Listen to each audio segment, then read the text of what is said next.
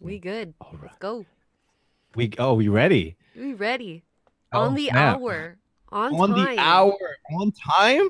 This Yeah. is this is new year, new stuff. What? We on time right now? We This is on great. 8 time. o'clock, episode 384 of the show radio. Daniela, what's up? Hi. I missed you guys. I missed you, Andrew. What's up? I missed you too. I'm excited about this. This is dope. I don't know. I just feel different. I feel lighter. What do you mean you feel lighter? Like I what don't what feels know. different? Like mindset. I just feel lighter. I feel great. Awesome. That's like the best Yeah. way to start off the new year. Word. Purging and everything. All right, so let's get into it. All right. So 384, episode 384. Welcome, episode 384 of the show radio. My name is Andrew. Hi guys, I'm Danny. This is your source for tech, gaming, and entertainment news. Head over to theshowradio.info. Once again, that's theshowradio.info. And check out our past shows while you're there. Subscribe and tell a friend about the show. Daniela, what's up? So I don't know. What I'm up? trying to beat this. I'm not sick anymore. I just have the weird, awkward voice. Like like You sound better than yesterday. okay. I've been You I've do. been taking a lot of lozenges, drinking a lot of tea. And hey, what's up, hundreds? Happy New Year's to you Happy too. New Year. But Absolutely. Absolutely. And the thing is, okay, so I'm glad you're feeling better. You sound better. I'm happy about that because I was ready to say, hey, let's hold off until you're 100%, but you didn't want that. no, because we haven't recorded in 3 weeks. What was it? Our last show was December 17th. Yeah, Right. that was 3 weeks. That's really too long. That's a long time, right?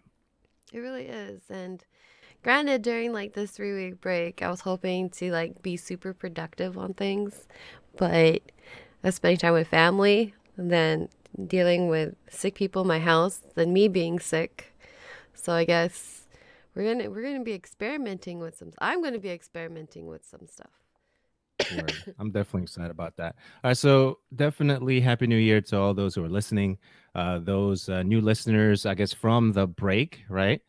Coming in to the show radio. Welcome to our world, which is now your world. So I'm excited about that. Yeah, so a couple of things I definitely want to touch on. I guess we can do the holiday stuff, catch up with that, and then actually go right into the news. So Daniela, I know you did a lot of family time, so give me a snapshot of that. Yeah, so my best friend and her family, it's been pretty much they are my family. They are my extended family.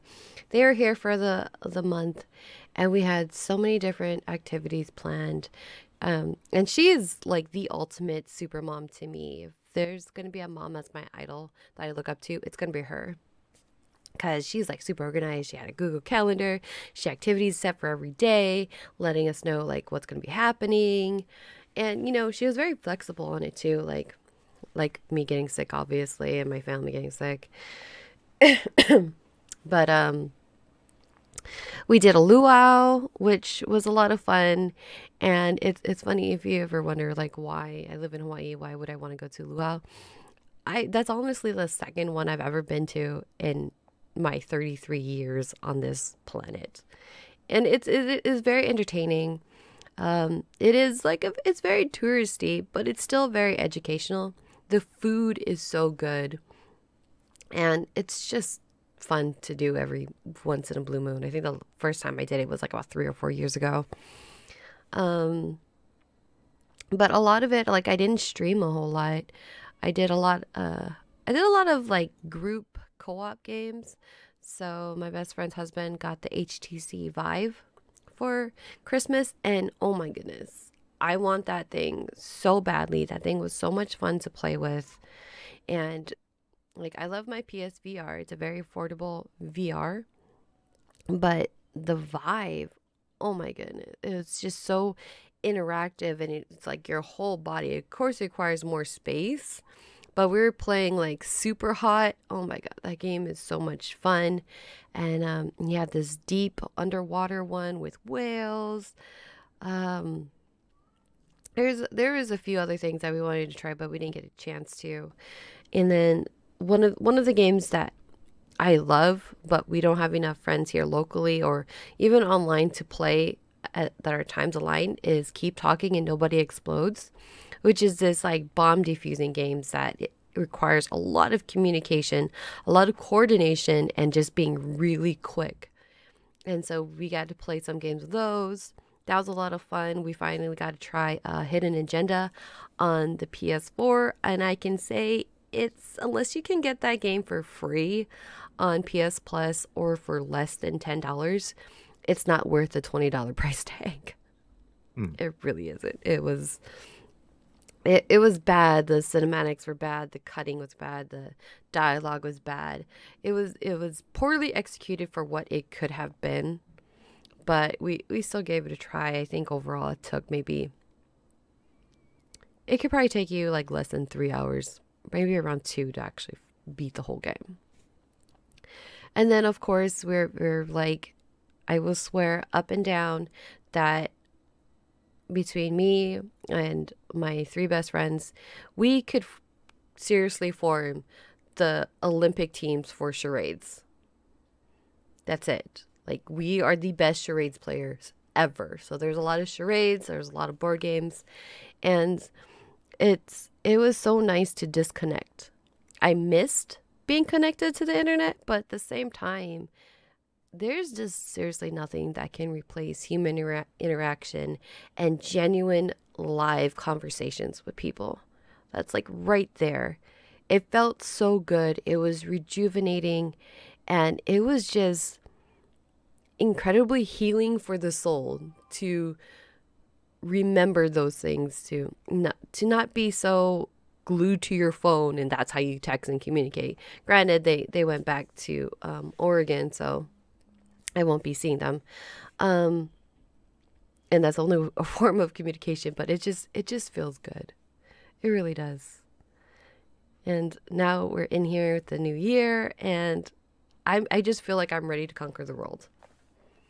Absolutely, absolutely. So this Christmas, New Year's was really cool. Definitely family, and I want to touch on some of the things that you said in regards to the family interaction and communication. I did kind of unplug for, and I think I'm still halfway unplugged. The main reason I'm on right now is because we're recording episode 384 of the show, but most of this week and even last week I was not as on Twitter and Twitch and those platforms. And that is intentional. That is absolutely intentional because this year I want to focus even more on personal growth as I did last year. Less conversation on social media and more on reading and learning this craft, as well as just gaining new information to make what we do better.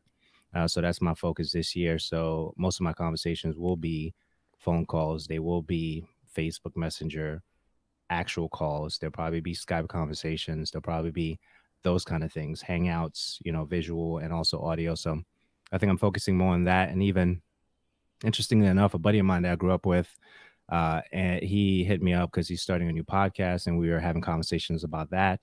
And I was like, hey, yo, just hit me up on Facebook Messenger. And we started having a conversation in regards to his kind of content and stuff like that. And so I think that's what I'm really looking forward to doing this year, just having conversations, direct conversations, and, keep the non-essentials out for the most part. But I'm definitely excited for our content. I'm excited to continue building with you. I'm excited for Twitch.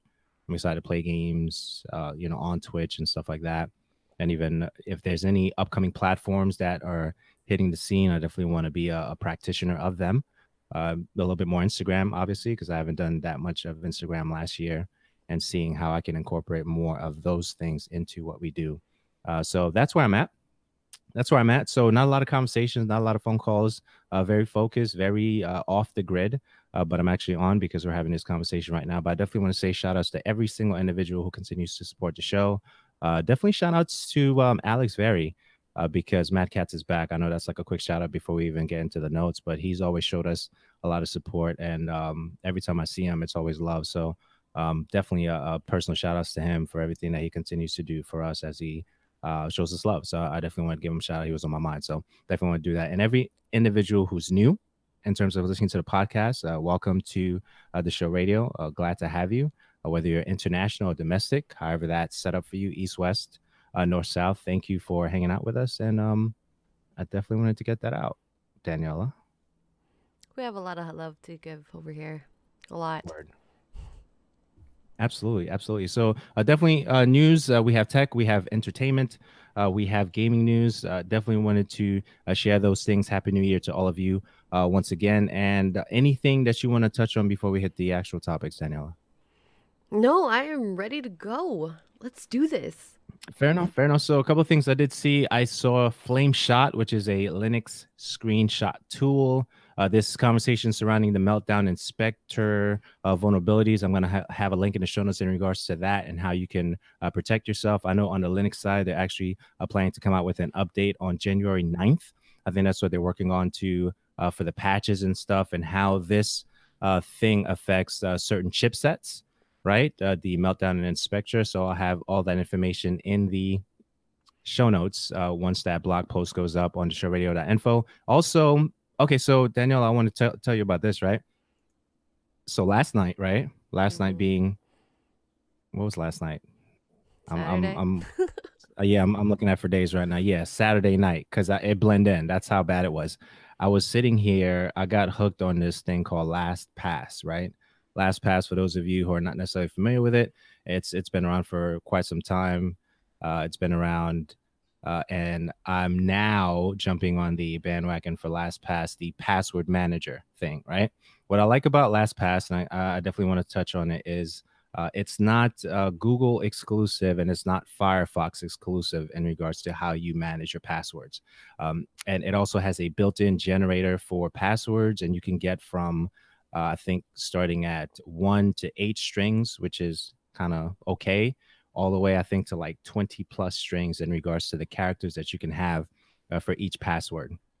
So you can install the plugin for Firefox, install the plugin for Google Chrome, and then once you do that, you can start making the adjustments for your passwords and the accounts that you want to adjust the passwords to make them even stronger, right? So I've been going through, like, I didn't go to bed till like 3 a.m.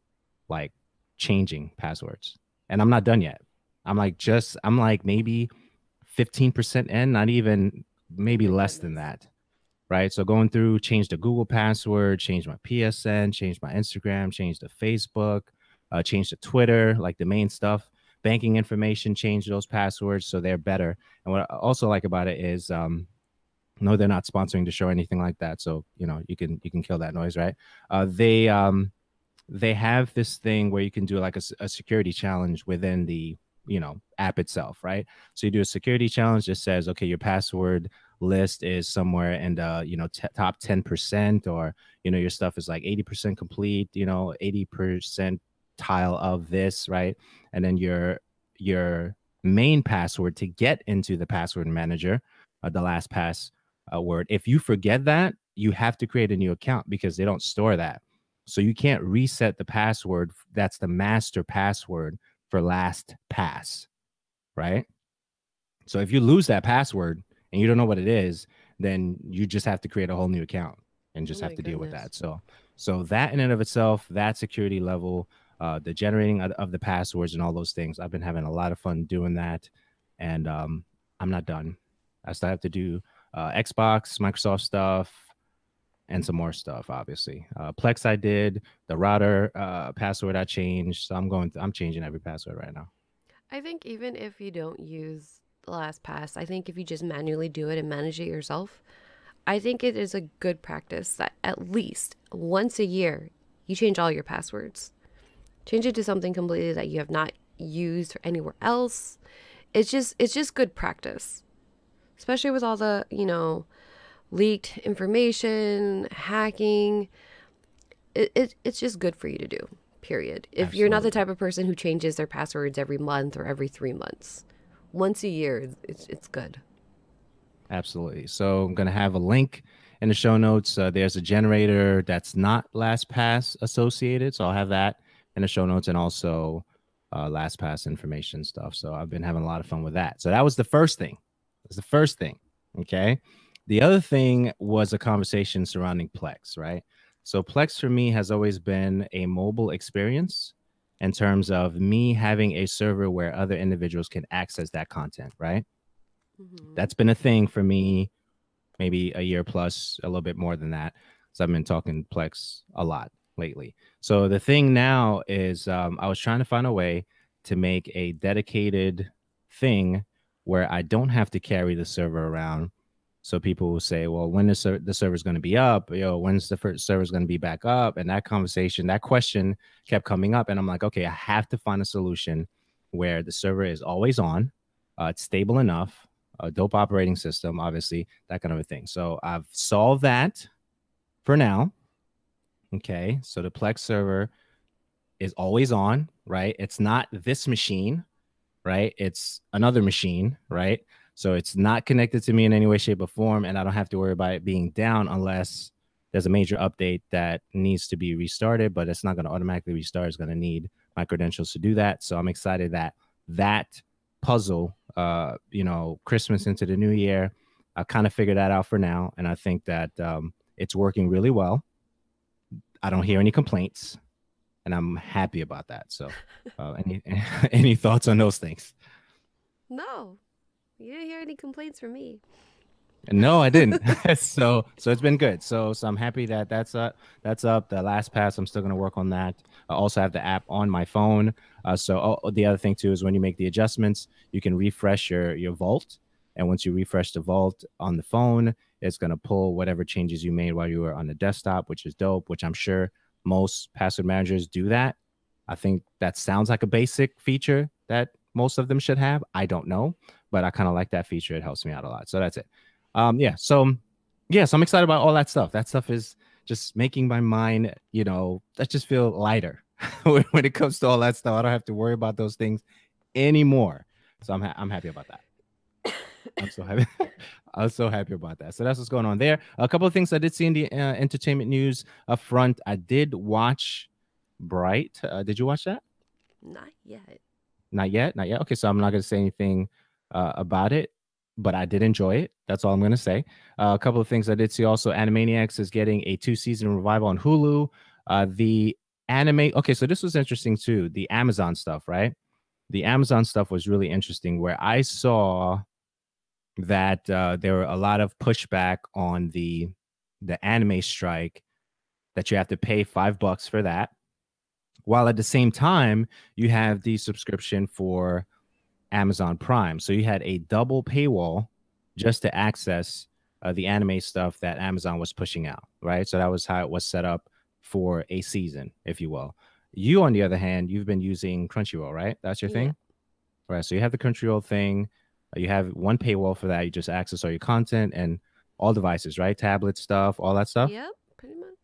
all that stuff. Okay. So now what Amazon decided to do, they decided to kill the service to some degree, and not really kill it, but merge it as one paywall for all the individuals who already have Prime. So if you have Prime, now the Amazon Strike, I believe that's what it's called, service that was launched less than a year ago, is part of your Prime membership and whatever anime they have there.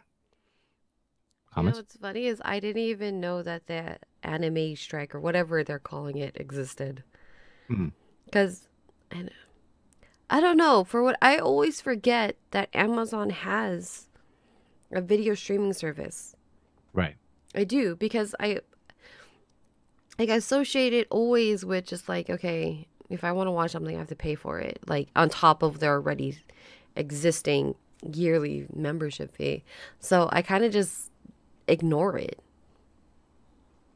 But if I did Okay. know that I had to pay for it again, I would have never done that. Yeah. So that's, a lot of individuals are happy about that. A couple of things. The Gifted, that's been renewed for a second season. And I did see this thing called Hard Sun. I think that's what it's called. Hard Sun. BBC has some cool stuff that, I've enjoyed watching um, over the years. Specifically, Luther is one of my favorite shows. That's a DCI Luther, one of my favorite shows when it comes to BBC stuff, right? So the Hard Sun, I think, is one of them. It's not in the notes; it just popped up in my mind, so I wanted to mention it because I was looking at some of the information about that today. Same kind of thing, same kind of concept. It looks like I'm going to start watching that very soon because I'm a fan. So I'm looking forward to that. Gifted season 2 X-Men Dark Phoenix photos. You check those out? Any comments on those things? They look good, and I'm They like look really looking good. forward to it. Yeah. Absolutely. So that's a thing. So that's a thing. The Blade Runner, I think it's 2049. Saw that. Check that out yet? No, I'm really behind Okay. on Okay. everything. Okay. What about the next one on the list, The Foreigner? No. Not yet. Okay. All right. So Blade Runner's good. Blade Runner's good. I'm actually okay. So I'll say this, by way of conversation for you listening, as well as us just having a conversation. Is I was actually surprised how much I enjoyed the first Blade Runner. I think that was 1984. I guess don't necessarily quote me on the date, but I think it's pretty close. And that was really, really dope. And I think it was so much ahead of its time, even watching it very recently as last year. That was my first time watching the first Blade Runner 2017, right? So that was amazing. And I'm like, wow, the tech that they had in that and how, it was easier for me to relate to the story for 2049 because of the things I remembered from watching the original. Now, 2049, I'll say, as good as it was rather long. It wasn't necessarily bad, but it was long, but it was great. So you have that. Okay, so The Foreigner, so I didn't really spoil anything. That's it. It was like 2 hours. It was almost 3 hours for the movie, right? So The Foreigner was interesting. Jackie Chan, right? Piers Brosnan. Okay, so that was dope. Jackie Chan at 60 plus years old, still doing his stunts, which is pretty impressive. And Jackie's just dope. A very drama Jackie Chan, a little different for me, So that was a good vibe to see him in a different light in terms of his acting career. So I really enjoyed that. So The Foreigner was pretty dope.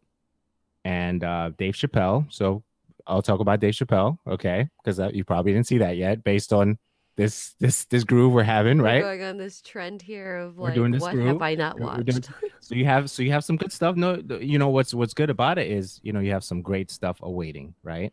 Mhm. You have some great stuff awaiting. Dave Chappelle is a master at crafting a narrative real time, even though you know what he's going to tell you because he tells you what he's going to tell you, and still you get caught off guard with what he told you he was going to tell you, which is absolutely amazing, right?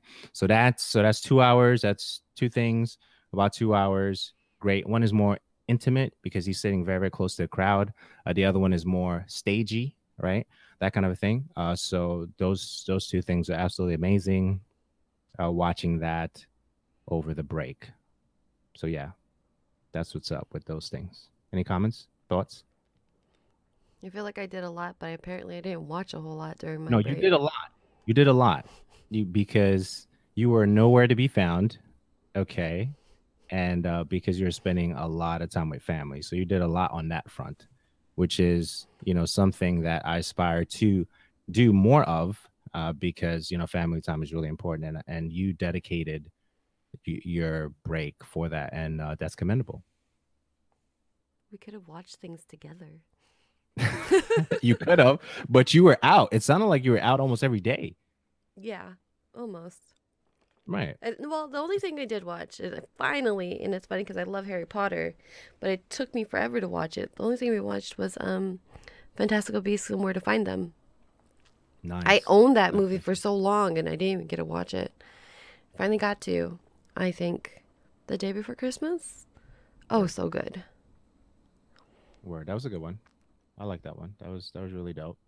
So that's what's going on with some of those things. And last but not least on this list for entertainment stuff, unless you have anything that you've heard of recently in regards to entertainment, the Grammy Award winning Kendrick Lamar is going to produce the soundtrack album for Marvel's Black Panther, and that's going to be absolutely dope because it's Kendrick Lamar. You know what I'm saying? Like, there's really nothing else that you could really do with that, and just say, well, if he's behind it, it's going to be pretty dope. So I'm looking forward to that.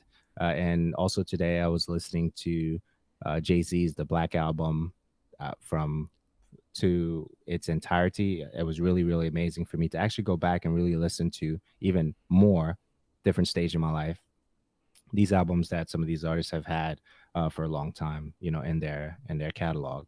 So the Black album, I went through that today, and that was really, really dope. Inspiring.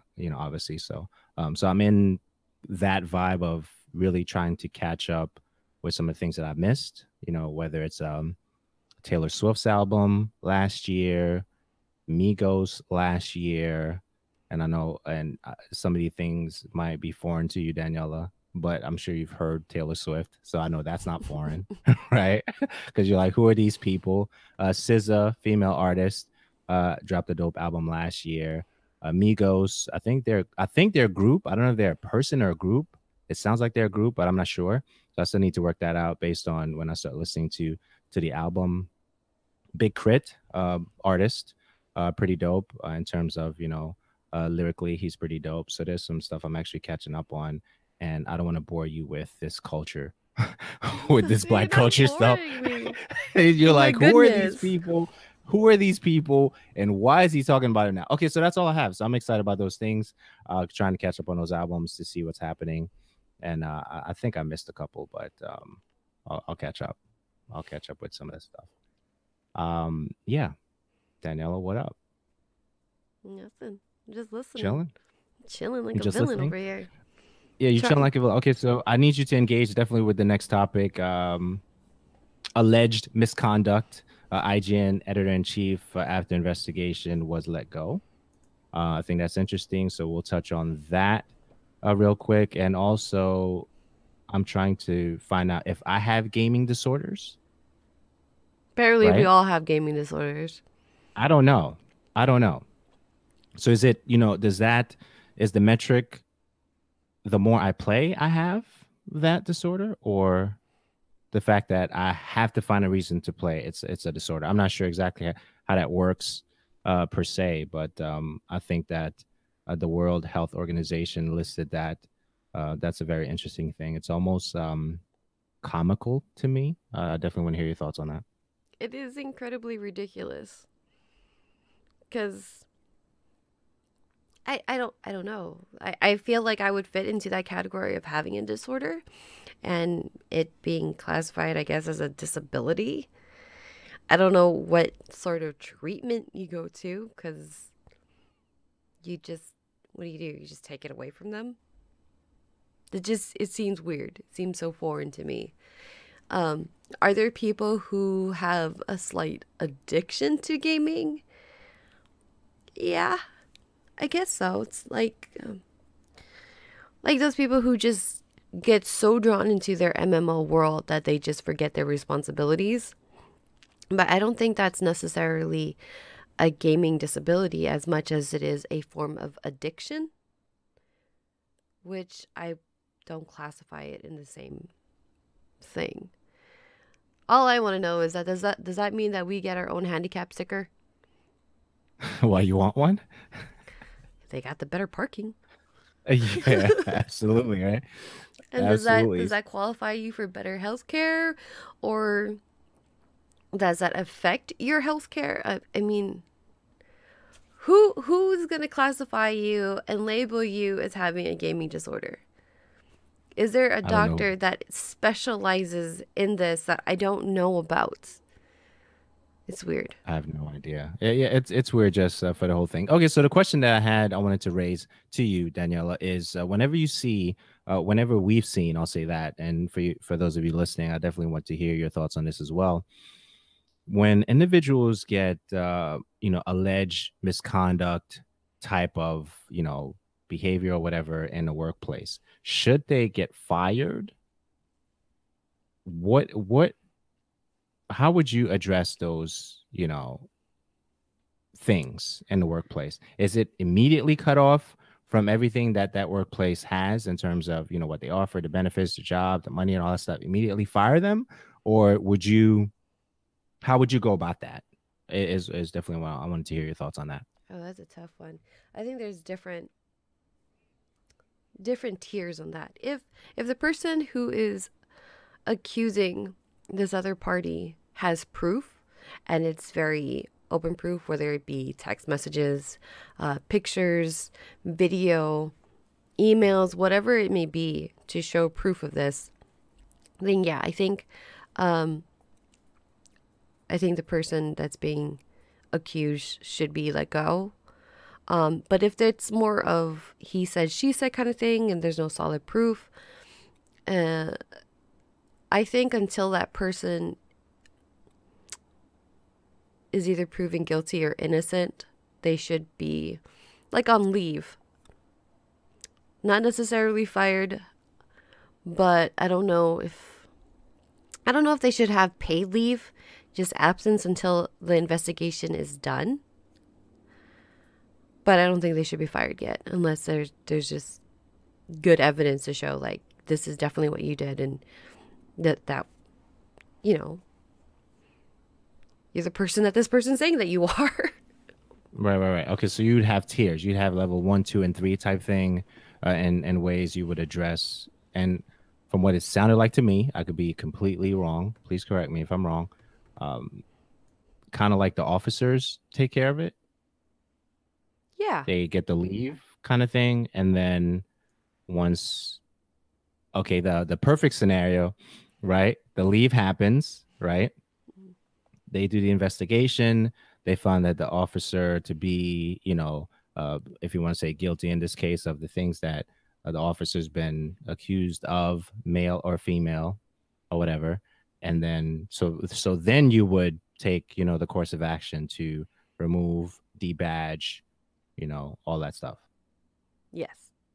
Okay, fair enough. Oh yeah, I just wanted to hear your thoughts on that. I thought I was, because it's almost like even some of the things that Dave Chappelle was talking about in his special, with some of the things that surrounds the individuals who have been involved in indecent acts and different stuff like that. I think it's always an interesting conversation, and comics are interesting people. I'm not defending them or anything like that, but I think they're very interesting people because they think out loud some of the things that we would never utter in public. And if that's not um, if that's not in a proper context, when someone takes the snapshot of whatever they said and they put it in like a news clip or an article or a video to try to dissect exactly what the artist was saying or what they intended to say, and not fully have the context, those conversations can be very interesting, and they can become controversial really, really quick because you're dealing with comics. And I think that's an interesting thing with especially with the Dave Chappelle stuff and all the stuff that we see in Hollywood and all the things that are happening right now. So I just thinking out loud right now. I thought that was interesting, some of the things that we've been seeing.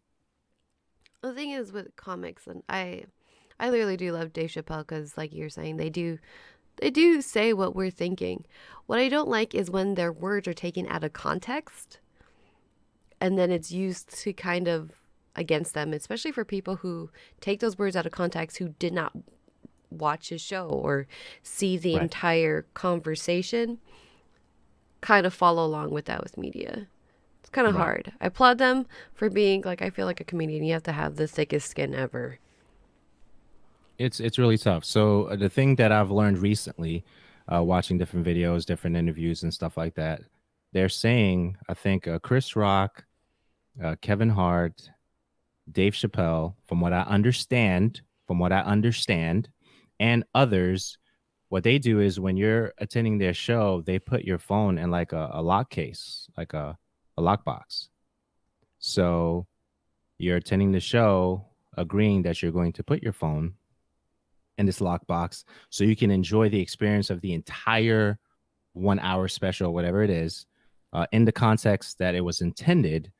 And then when you leave, you do whatever, you grab your phone before you leave. Obviously, if you don't adhere to those rules according to that setup for, I believe, Chris Rock, Dave Chappelle, Kevin Hart, and those are high, if you want to say elite comic, and those who are super awesome in their craft, especially in the comic area, then you can't really attend the show. And if they see you try to do something with a phone, you're going to get kicked out of their show. Right.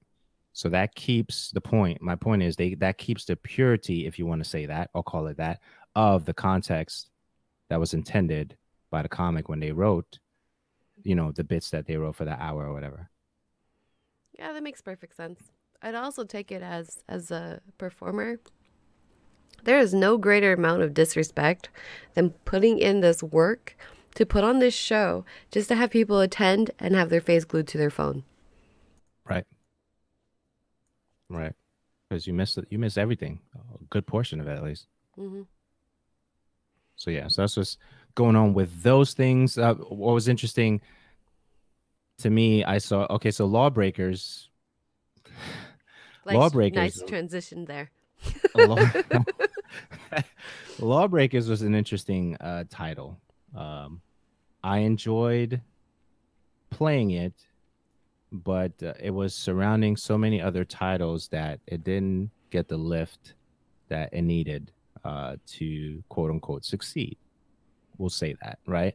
So Hmm. games like Titanfall 2, right? It's all placing, marketing, and game elements too. If you don't like the game, you just don't like the game, whatever that game is, right? So it sounds like, according to some of the things that we were looking at recently, that they were blaming the lack of success of Lawbreakers because PUBG was out. No, this is a bad game. It was just a bad game. Well, first of all, those two games are nothing alike. They're other than just being a shooter. They're not Right. even in the real same genre of games. That had nothing to do. I don't think that game was well received because there's people who were looking forward to it. They played it, they liked it, but it wasn't enough for them to be like, yeah, I can make this my main game. This is a lot of fun. I want to keep coming back to it. That's Right, on right, right. Lawbreaker's fault. That has nothing to do with PUBG. Yeah, I thought that was very interesting to even see, and the game, and comparing PUBG, like you said, like the game type is totally different. To me, the Lawbreakers felt like more of like an Unreal on steroids, defying gravity, that kind of a thing, like a reimagining, or not necessarily a spiritual successor of sorts, but you kind of got the vibe because it's the brainchild of Cliffy B, right? Hmm. So I thought that was really interesting, and just going through the process of why would you compare, that to a game like Player Unknown's Battlegrounds? Didn't make any sense to me at all. I did it. If you're gonna It didn't make blame any sense. PUBG, go ahead and blame H1Z1 too. Right, right, right, right, right. Go and But yeah, blame so that was Fortnite. Go interesting. blame all of those games. This is Yeah, absolutely, absolutely, because we have a lot of undergrounds coming, a lot of battlegrounds and undergrounds coming. So you have that. So definitely, Mad Cats. Glad to see them back. Okay, they're gonna have some new peripherals and stuff like that. So keep an eye on Mad Cats and see what they do with their new management. That's gonna be interesting. And Nintendo is still doing what Nintendo does. Nintendo is in their own lane, doing big things. They outsold, from what I understand, the Wii by 0.8 during the same period. So according to this, they announced that the Switch is now the fastest selling home console in the U.S., shifting 4.8 million units in 10 months. Nintendo beat its own record with the Wii, which sold 4 million units in the same period. So Nintendo is still doing what Nintendo does. Now, for those who love Nintendo, who used to enjoy Nintendo Power back in the day, from what I understand, from what I did see, they recently released a podcast just before the new year. And I think they did like a recap of 2017 or something like that on that particular podcast. So if that's your thing, if you missed the Nintendo Power magazine type vibe, most of the magazine that we like now is in form of podcasting, if you want to call it that. So that's interesting. Any thoughts on that? I fully believe the numbers. I think for this Christmas, it is amazing that a lot of my friends, a lot of online friends, got a Switch for Christmas. And they were so ecstatic about it and they loved it. And the number one game that they got was Odyssey. And I don't know. I mean, I'm still not a Switch owner. Maybe I should jump on this train and see what it is about. And you know what? Okay, this is kind of bothers me in a little bit. My son, his friends bring their Switch to school so that they can play in between breaks during their lunch. I think that's great. But I don't know, maybe it's my old school parenting thing. When I was going to school, there is no way my parents would ever let me bring something that costs more than $50 to school, yet alone to bring like a $300, $400 console to school to play with. It's crazy. Yeah, it's crazy. I think it's a thing now. It's definitely a thing now, and the design and the idea behind Switch is so dope because my thing is once Nintendo decides to cater to two different markets successfully, there is no question that they're going to do well. And that's what we're seeing. We're seeing the Nintendo cater to the handheld individuals culture, if you will, internationally, if you want to do the Asian market, right? Because that's their thing, because they're always traveling like that. And then our market is mostly home consoles to some degree, depending where you are. If you're in a big city, you're probably traveling with it, on the mobile front. But if you're not, then it's docked at home in your media room or whatever. So I think that having that, and we've talked about this in the past, we've mentioned this in the past, that's just brilliant, right? And the games that they're releasing on the platform, the exclusives, and even some of the things like Bayonetta, they're releasing the first two on the Switch from what we saw as far as like the announcements during the Game Awards. I think they mentioned that.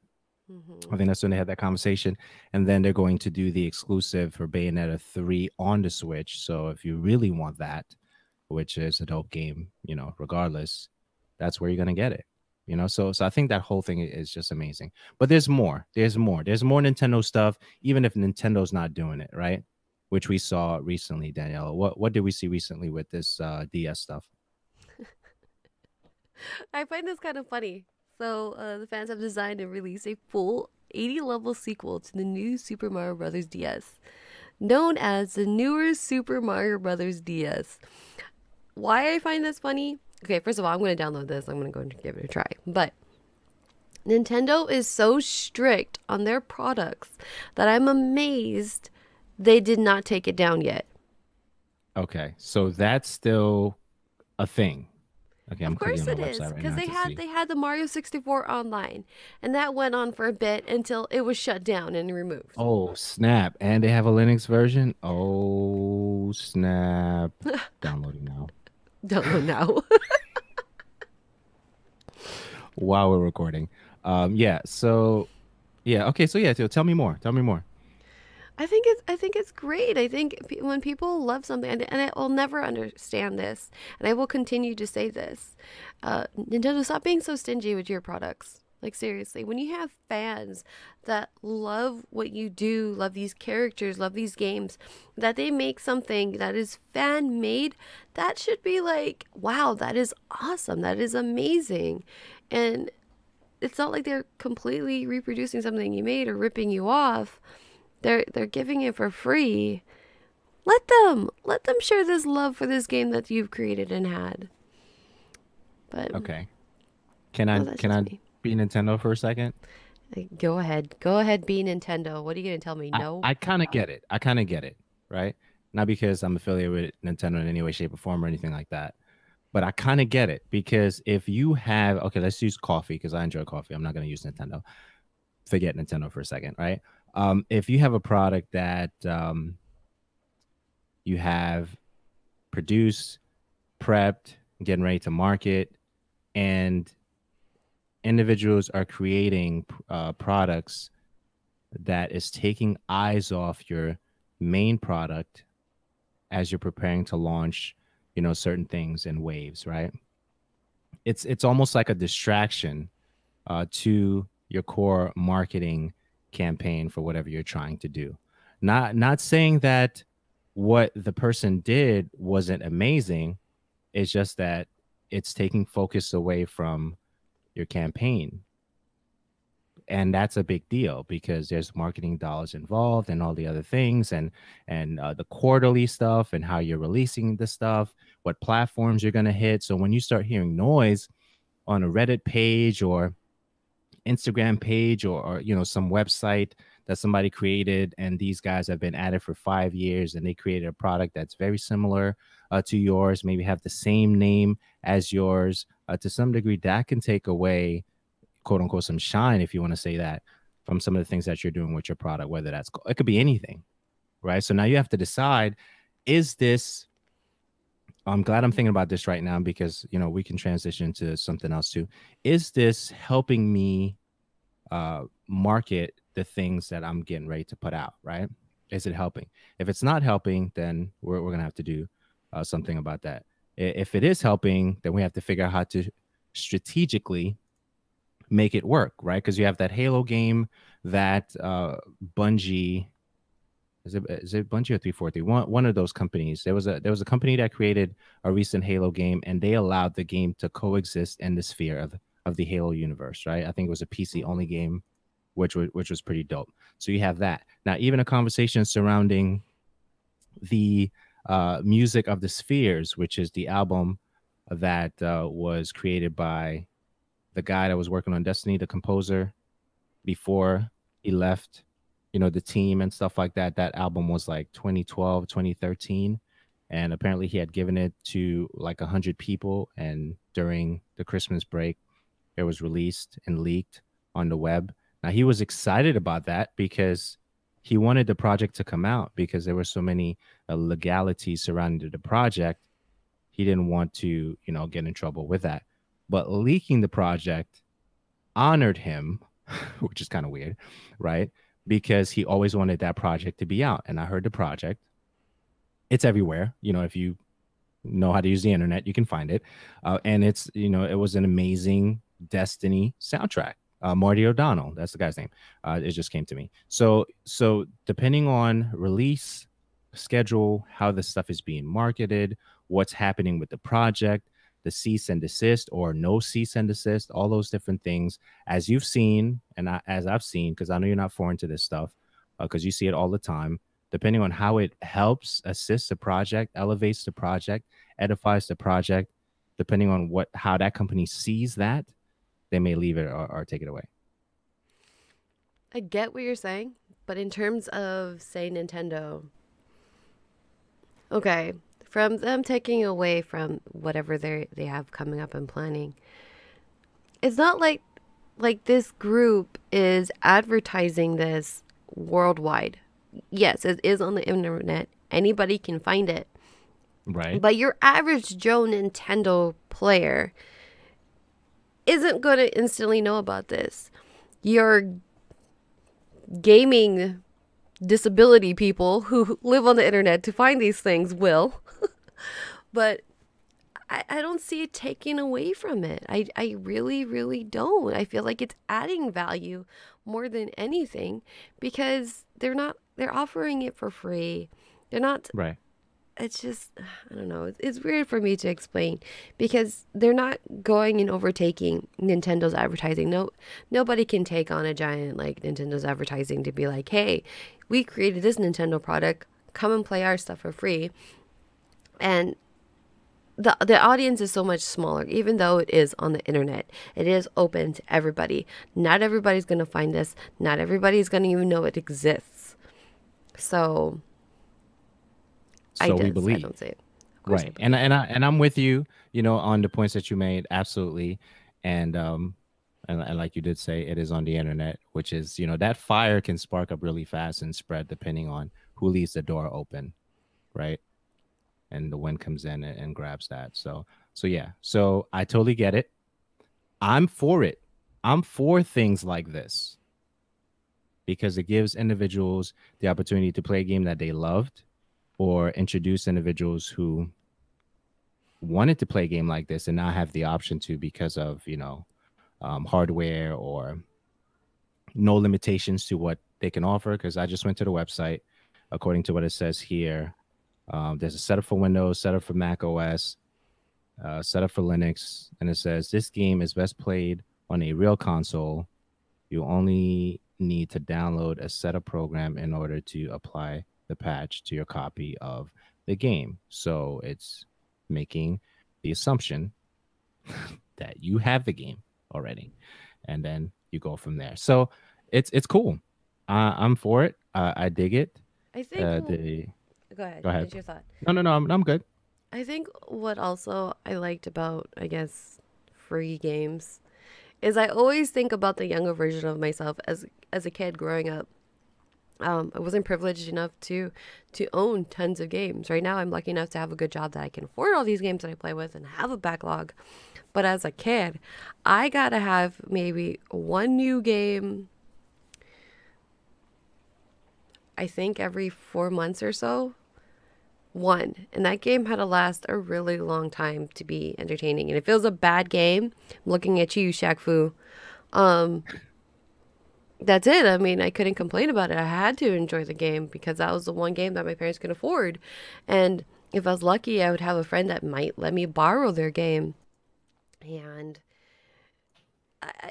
there's still a lot of people who are sitting in that conversation or in that situation where they're not privileged enough to buy the newest and greatest or to try and experience anything new. So to have something that's free for them to try and to enjoy, so maybe they might not be able to afford a Wii U, or a Switch, or to play a whole lot of Mario games, but they love Mario. That gives them that, and it's a new experience and it's a fun one. And I'm all for the people here, for the gamer.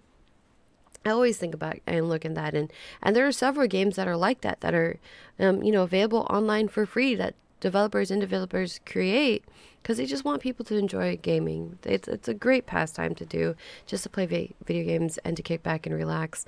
So that I will always be for that, even if it is technically kind of ripping off another game.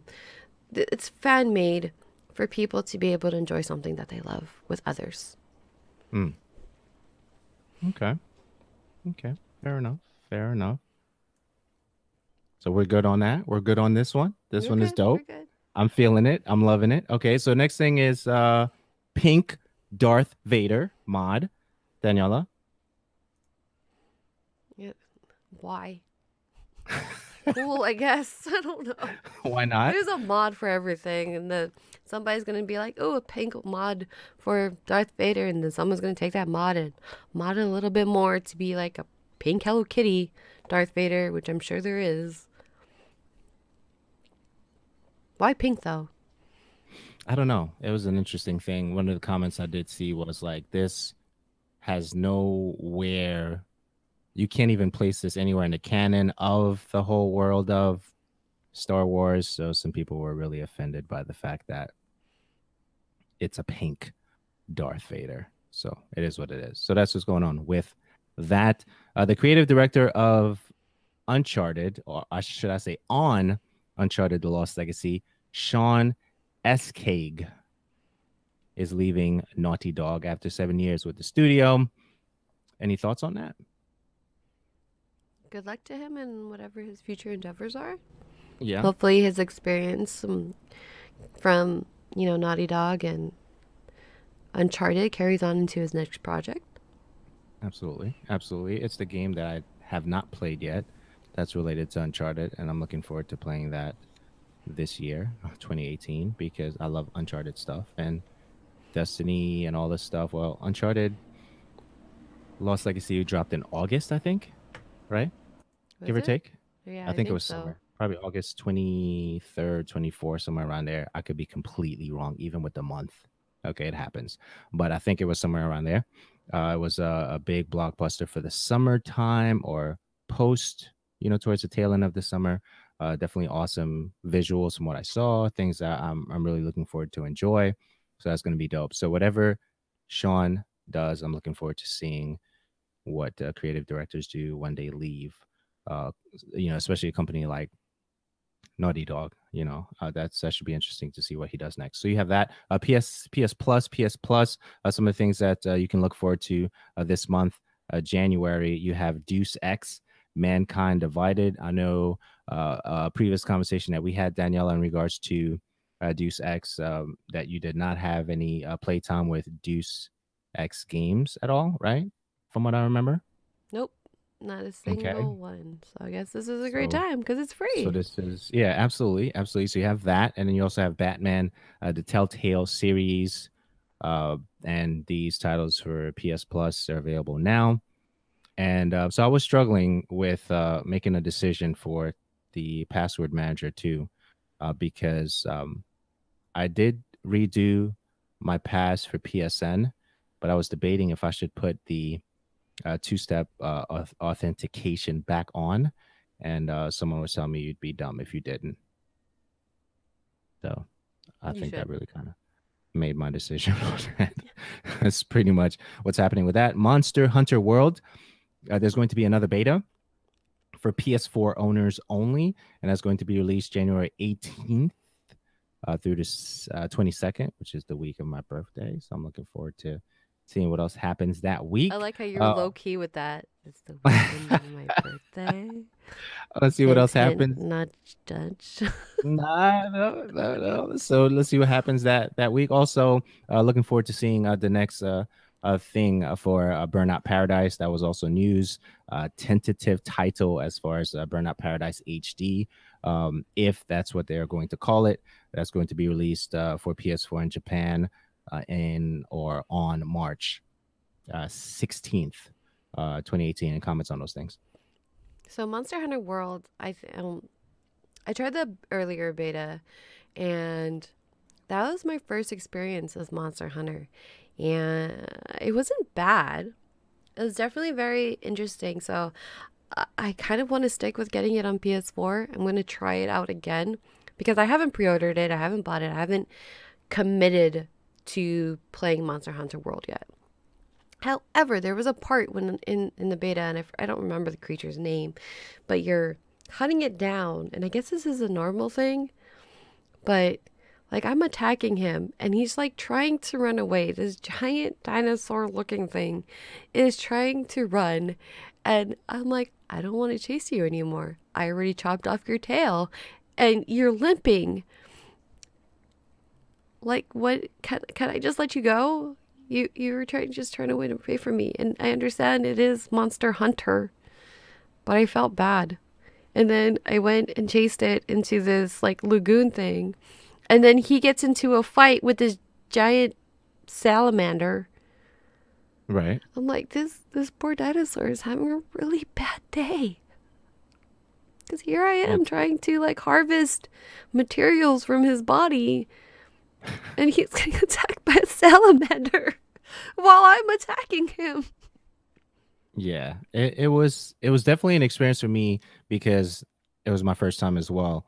And the thing with Monster Hunter is it reminded me of the world of Lost Planet 2.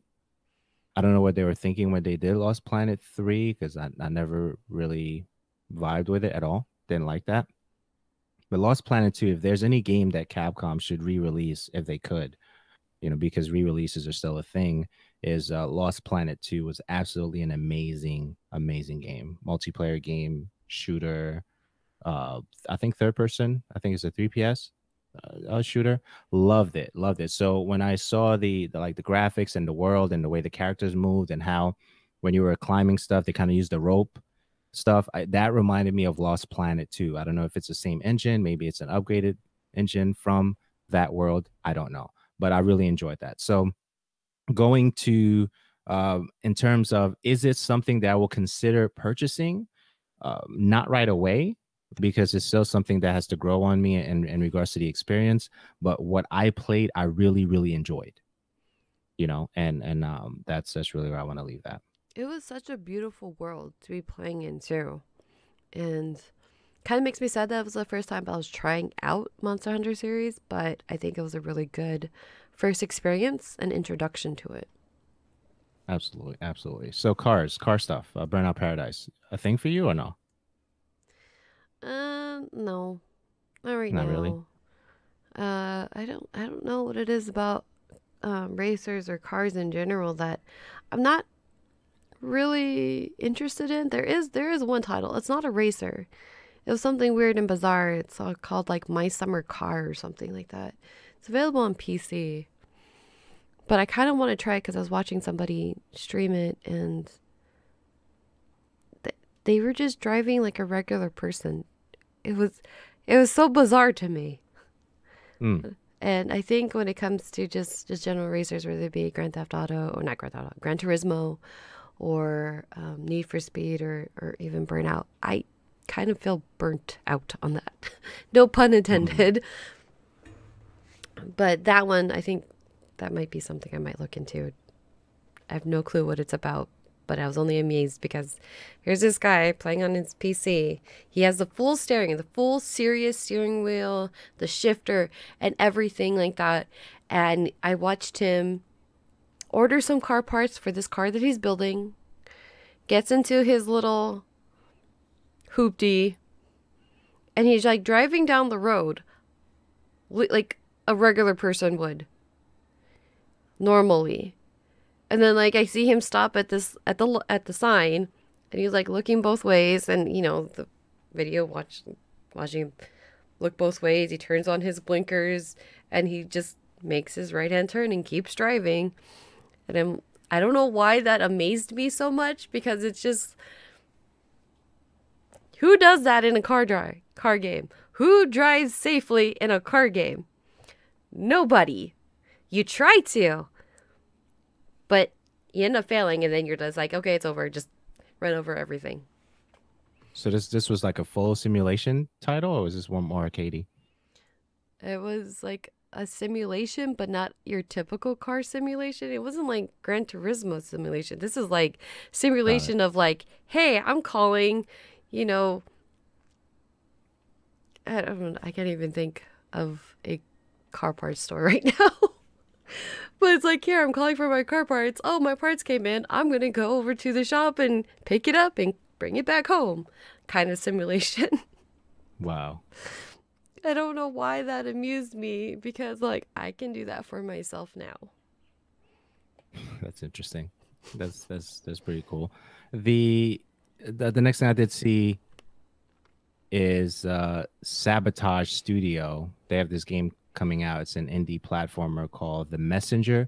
It's an interesting game because it reminds me so much of Ninja Gaiden, right? The way this game is. I was watching a YouTube video. I'm like, wow, okay, so this looks so much like this game.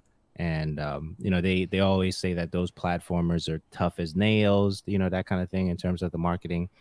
So I think the last platformer that really made me want to break my controller, which I'm sure we had this conversation in the past, is Super Meat Boy. That was crazy. Okay, I almost broke my Xbox 360 controller many times because of Super Meat Boy, but that was a great game.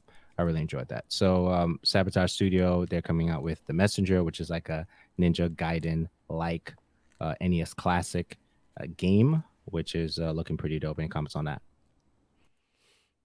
I'll give it a look, because Ninja Gaiden, as infuriating as it is a great series. So if they're pulling something that's pretty similar to that, I can get on board with that real easily. Word. So that's what's going on with that. Microsoft ended the production on the Connect adapter, the USB accessory required to connect the motion sensor to the Xbox One S, the Xbox One X, and Windows devices, stating that it is refocusing attention on higher fan requested gaming accessories. Okay, Danielle. So the question to you is, what is in the Xbox world higher fan requested gaming accessories? Like, what would that be? I have no idea, Me neither. because pretty much all that message kind of tells me is like, hey, this is our way of telling you that the Connect is dead. Right. That's how I take it. I mean, what other accessories are there that you could possibly want, other than probably having, a rechargeable battery included with your console instead of using disposable batteries? Right. Arcade sticks, maybe? Would that be a higher fan requested gaming accessory for what is the main game now? Keyboards? I mean, you could do keyboards on the Xbox, right? I don't know. I know Yeah, you could do it on the PS4. yeah, you can. I don't know. I don't know. That was so broad and vague to me. It's just me. Just me. I don't know how you feel about it. Those listening, Daniela, I know you gave me your thoughts, your initial thoughts on it. It's just very, very broad and vague to me. I don't know what Right. So better so I had headset included. yeah, I have no exactly. clue. exactly. But you already have headsets that are compatible with the Xbox on the market. So that was the other thing to it. And it's like, okay, so what are we looking at here? What are we gearing for? And the thing that you should definitely be focusing on, if anything, would be what kind of games are we expecting for this platform, Xbox One X, because the main thing was Cuphead and the PUBG thing, and then I think the 1.0 update, did that hit the consoles? I think it did, right? Yeah, it did. Recently. Okay, so you have that whole thing happening, so everyone's kind of happy a little bit about that. But higher fan requested gaming accessories, I don't know. I'm clueless right now. Maybe Xbox's own version of a VR headset Hmm. to, go against the PSVR.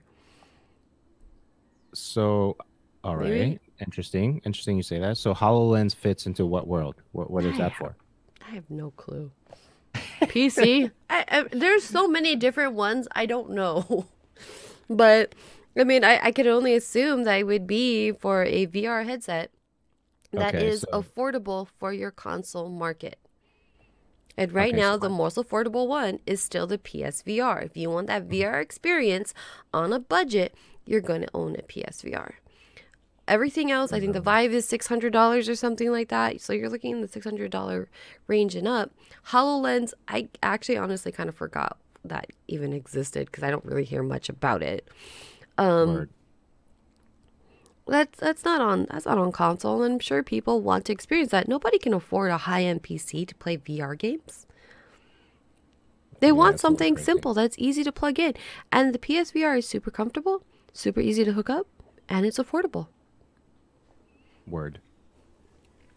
Word. Okay, fair enough. So that's what's going on with that Xbox stuff. More Microsoft related stuff. There was a recent advertisement that was pulled down. It was a PUBG uh, advertisement. It was pulled from their social media platforms because the concept was originally someone else's. That was not necessarily affiliated with Microsoft, and apparently after some complaints, with the concept was so eerily similar, they had to pull it down. Stuff Oh, like it that. wasn't just eerily similar. It just looked like it was copy pasta with like See, I was here. trying to be, I was trying to be a little bit, it is what it is. But yeah, to some degree, that was kind of crazy. What they should have done, give the guy credit, give him a check. Here, thank you for creating this for us. We're going to use your idea. I think that's awesome. One You know, check, one check, because they're not only going to use that once. I go, oh yeah, I know.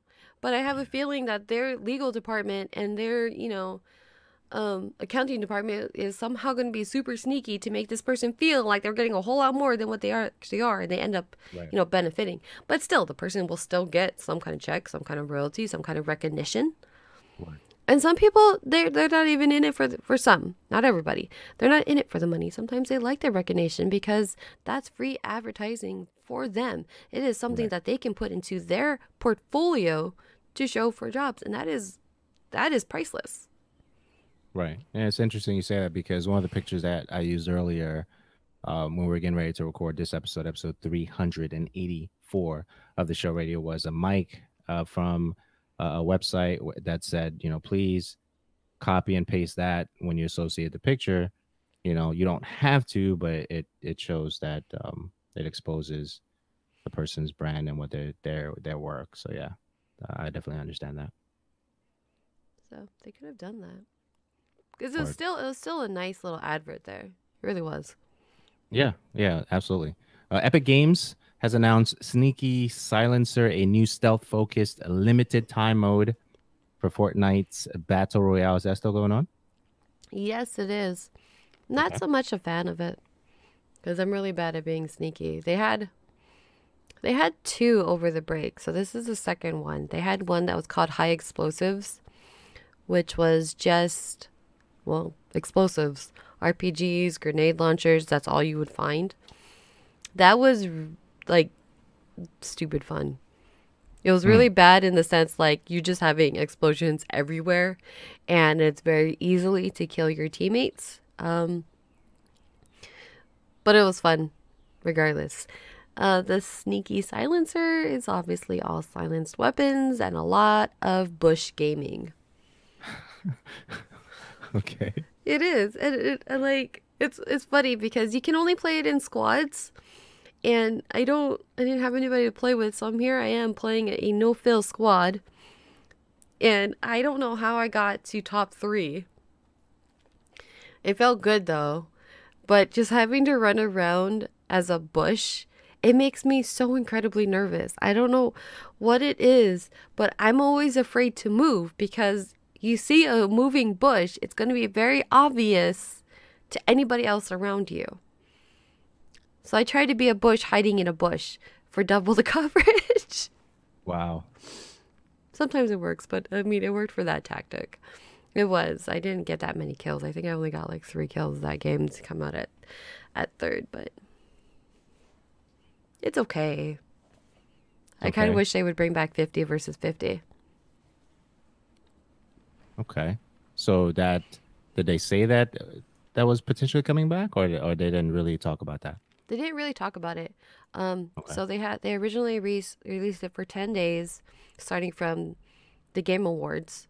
And then they took it away, and then people loved it so much that they brought it back for another limited time again for a few extra days, and they have no no words, no announcement if they're ever going to bring it back again. I don't see why not. It was really well received. The only frustrating thing about it is that people are so greedy on the resources and the weapons because you Right. have 49 other people with you on this team. And there's only Right. so Right. many Right. guns, so many ammo, so much resources to go around. Okay. Okay. All right. So the next thing we did see, in addition to this world of battlegrounds this and battlegrounds that, hero shooter paladins is getting a battle royale mode. It is called, Daniela, what do you think it's called?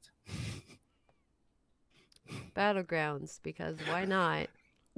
Because why not, Daniela? Which will arrive in game this year. Paladins, battlegrounds, and I don't know what it is, Daniela. I don't know what it is, but I'm excited about it. Well, you liked Paladins. And I Absolutely. think it's their way of like trying to revive the hype for their game because not a lot of people are playing Paladins still. Because they chose Overwatch. And I'm almost kind of grateful that Overwatch doesn't have a Battle Royale mode yet. Knock on wood, it doesn't happen. But Right. I think this is what a lot of people and a lot of games are are kind of resorting to bring life back into their games, which is kind of sad. And I'll say this again. I am so over all these other games having Battle Royale added to them. I'm done. I Would you have my play the fill. Paladins one? No, I'm good with my two. Okay. I might check it out. Yeah, because I enjoy Paladin, so I might check that out. Last but not least on the list of things for this episode 384 of the show, radio, is Kodi on Xbox. Okay, so Kodi definitely has a history. It wasn't always called Kodi, right? Originally, when it became what it is, you went from XBMC to Kodi. Prior to that, it was just a awesome media player on the original Xbox 2001, right? I think it goes all the way back there, somewhere around there. So I've used the Xbox, this particular app, if you want to say that, ever since the original Xbox. So I've seen it, morph into what it is today, where you can put it on different players, you can put it on a USB stick and do all the different things that you're doing. I have it currently installed on this Linux laptop or whatever. So great media player, right? Hmm. The challenge is the confusing thing for me is, although Cody's been out for a while, there's been different versions of this thing, Kodi. Version 17 is fully stable, and I don't understand why they released a alpha version 18 on the Xbox and not version 17. I don't know. Didn't do that much reading on it. I did install it on the Xbox, the Xbox One, the regular version, right? And the menus work, but in terms of connecting to see, let's say, a Plex server, NTFS is not there. A lot of things that would obviously, because yes, I know it's an alpha, but a lot of things that could be there already because you have version 17 or even version 16 of Kodi out on other platforms that I would think you would want on that platform. Maybe you want to see exactly, how it's going to work out as you build the alpha into the beta into an actual full release or stable release of version 18. I don't know, but there's really nothing there yet. But the fact that the media player is there is cool, but it's not as exciting as it could be. Okay, I'll stop there. Any comments on that? That was a very weird decision to not have a stable version on the Xbox because nobody's, if it doesn't work for people who don't know what Kodi is, don't have that experience, to release something that's not stable will deter people. That's just kind of known. Bad choice there. But I think, I don't know, I kind of have this weird feeling about Kodi because you have those people who like to live in that gray pirate area. Mm. And how's that going to affect their use of it on an Right. Xbox system? Right. And I don't know. I think that it's just weird. It's just weird. I can understand why it existed on the original Xbox more so than it does now.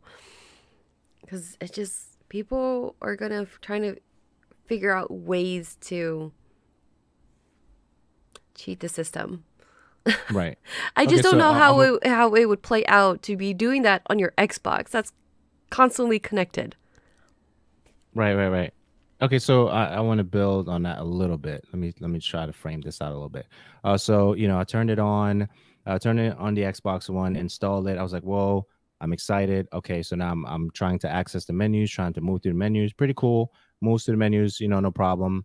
That wasn't the issue. The issue is the lack of things, right? And that's what we're really talking about here. Now, the other thing too is as I'm looking through the menus, I see the installation prompts that are very similar to the Kodi, of the other installs, whether it's a tablet install, a phone install. My phone install for Kodi is way better than the the one for the Xbox One because it's a Mm-hmm. stable version, right? So I'm going through that entire process. I'm like, okay, Kodi right now means nothing to me on the Xbox right now.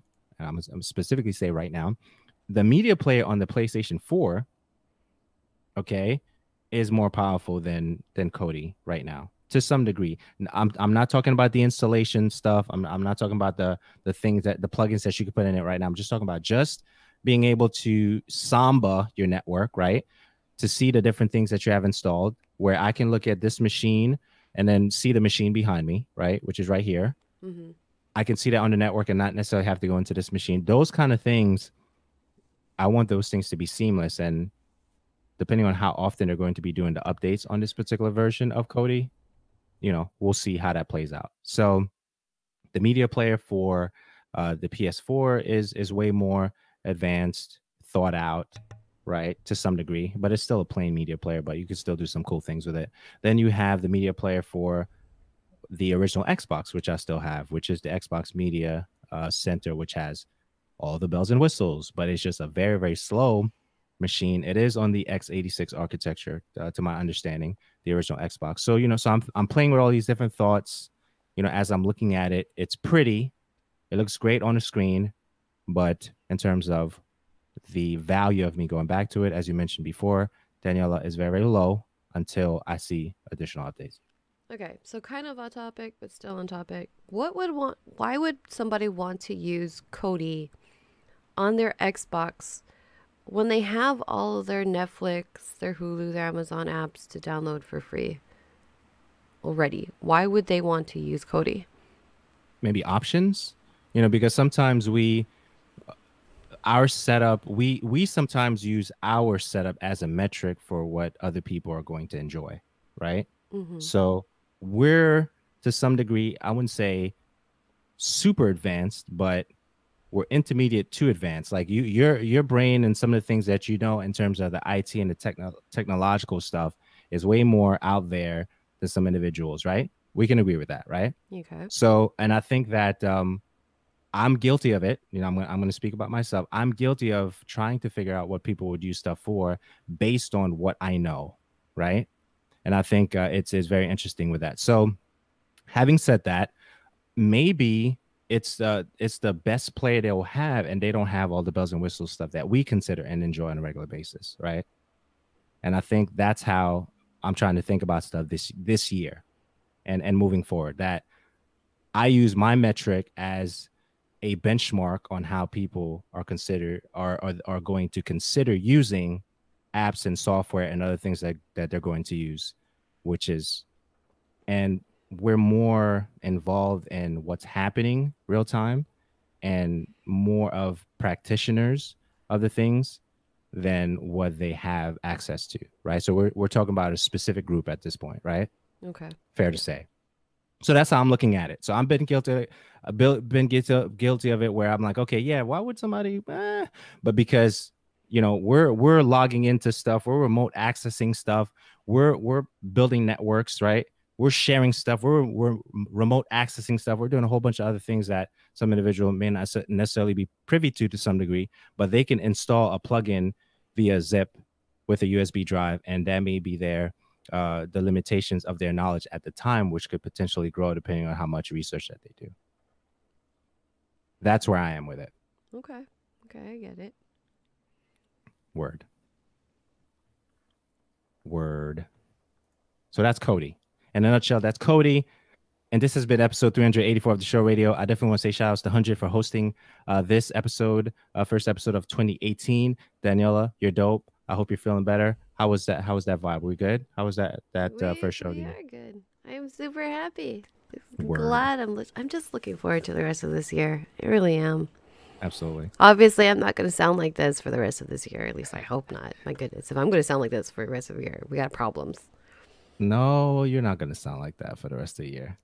But I'm definitely glad to be back in the booth with you recording the show radio. I'm excited about that. I'm so excited about conversations and the things that we're going to talk about, even in the upcoming episodes, and things that we're going to partake in, and different things. I'm excited about that. So that's all we have.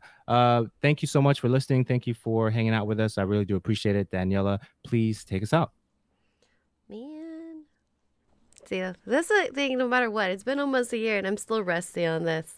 All right. Thank you for everybody who's downloading and checking us out for the first time, or even if it's not and it's your 384th time checking us out. We appreciate you.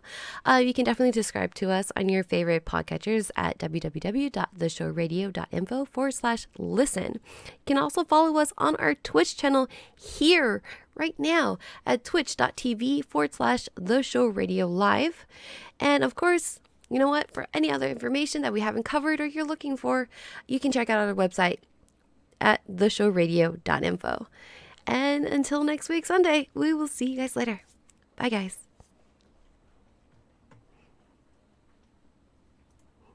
Okay.